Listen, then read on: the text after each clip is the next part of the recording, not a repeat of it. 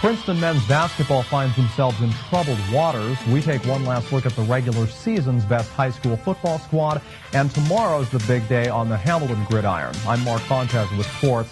Any team who can start their season off with 3 of its first 4 games at home should feel very privileged. Well, such was the luck for the Princeton Tigers, but after falling to both Wagner and North Carolina State to open the season, they came home to Jadwin Gym for back-to-back home games. Saturday, they beat Buffalo, and Tuesday night, they were playing an opponent they had never, ever faced in all their decades as a basketball program. A 1-2 start is no reason to panic, but it is a wake-up call, one that brings players closer together. Princeton's men taking on the Phoenix of Elon University in the first ever meeting between these two on the hardwood. Tigers with it. Brendan Connolly sinks that one off the glass. He had a 6-point evening. Elon with an 8-point advantage at the half. Tigers needed to step up their front court press. Here Elon's Drew Spradlin puts it up. Nothing but air. Denton Kuhn of the Tigers, number 4, got a piece of it. TJ Bray with the ball moves up court, dishes it to Patrick Saunders, who adds a deuce. Saunders also tallied half a dozen on the night. Egeosa Edamwani. Try saying that 5 times fast. Well, he's able to outmaneuver Mac Darrow of the Tigers and drop that in for a field goal. The Phoenix led only by 4 at this point. It was a neck-and-neck battle throughout the second half. Lucas Troutman, 31 of Elon, loses it. Brett Irvin able to maintain possession. Drives in, couple pump fakes, and he banks a nice bucket. That was Brett's only offensive contribution, actually. Princeton's Doug Davis, always on his A-game, heads into 2-point range, then passes it to Darrow. Darrow to Kuhn, slam dunk! Kuhn, a 7-point scorer in this contest. It was a 1-point affair about midway through the half. Davis and company giving it all they had. Here he is from inside the paint, netting 2 of his 12 on the night. But Elon, which for those that don't know is located in North Carolina, comes into Jadwin Gym on this Tuesday evening. Troutman for 3 right here. He and teammates eke out a 1-point victory. The Tigers drop to 1-3 on the year. To high school we go. The West Windsor South High Pirates trekked through the 2011 season and the first round of the playoffs on fire. Then came last Friday's trip to Manalapan.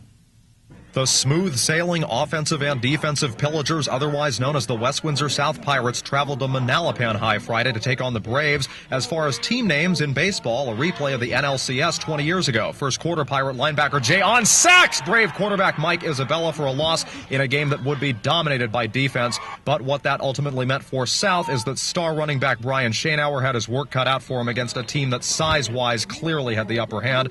Isabella back to pass late in the first quarter, a little forward lateral to Vincent Zappola. Schoenauer, though, able to read it beautifully and muscle him down for no gain. Late in the second quarter, closing seconds, in fact, South back on offense. Quarterback Chris Evans going deep to the end zone.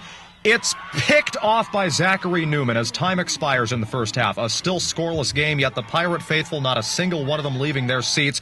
Early in the second half, a handoff here to Joshua Gray. He loses the football somewhere in that thick pile. The Pirate players signal that they've got it. The refs try to get a closer look, pulling people out of the way. And they confirm Pirate ball deep in South territory. Great field position for them. But while offense wins games, defense does win championships. Evans scrambling. He throws it to Patrick Boyle, but it's broken up, and that was on third down. So the Pirates bring the field goal unit on. Schoenauer attempting a chip shot, but it's wide to the left. These two teams finally in the fourth quarter scored a touchdown apiece. It went into double overtime. Manalapan got a touchdown and went for the gamble of a lifetime, a 2-point conversion that was successful. The Pirates lose a heartbreaker, 21-20. Just a reminder, these highlights of high school football brought to you by the Hamilton Township Education Association, members working to ensure your child's future success. Tomorrow in Hamilton, it's the big one, the 53rd annual Thanksgiving Day Bowl between the Steinert Spartans and Hamilton West Hornets. West has won 14 of the last 18 meetings, in other words, the ones that have been shown here on WZBN.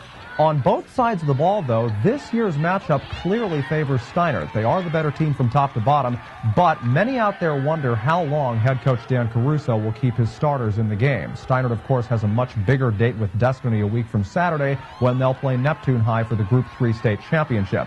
The thing that helps West is no matter which Spartan players they face, the Hornets are much more rested. The Black and Orange, however, have dropped 3 of their last 4 contests following that 4-0 start. Kickoff time tomorrow is 10:30 a.m. and the game is at Hamilton West, where parking is not as plentiful as it is at Steinert. You're advised to get there early, but above all else, enjoy the game. And again, Steinert's state championship game, if you want to go to that, it's December 3rd at Rutgers, kickoff time 4 p.m. They look to join the 1981 and 85 Ewing High Blue Devils And 83 and 89 Notre Dame Fighting Irish as the only Mercer County teams to go all the way in high school football. And finally, with no high school teams in action so far this week, there is no Pryor-NAMI team of the day for Wednesday. We remind you, though, that Pryor-NAMI is an authorized Canon sales and service facility, and they're your business solutions headquarters. Now stay tuned for Mercer County Close-Up.